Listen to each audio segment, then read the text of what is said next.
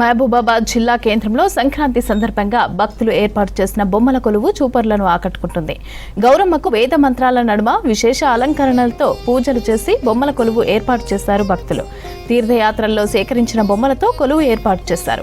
వివిధ రూపాల్లో ఉన్న దేవతామూర్తులు, వ్యవసాయ పరికరాలు, జంతువుల బొమ్మలు విశేషంగా ఆకట్టుకుంటున్నాయి. 3 రోజుల పాటు బొమ్మలకు ప్రత్యేక పూజలు నిర్వహిస్తారు. ముత్తైదువులకు వాయినాలు, తీర్థ ప్రసాదాలు అందిస్తారు.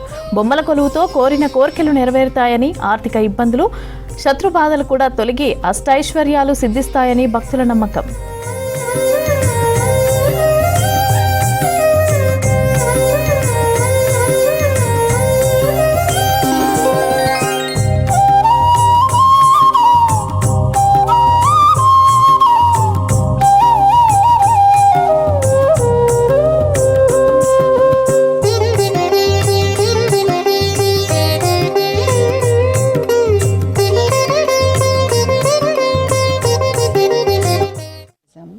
ఈ బొమ్మల కొలువుని 3 రోజులు నిర్వహిస్తాము.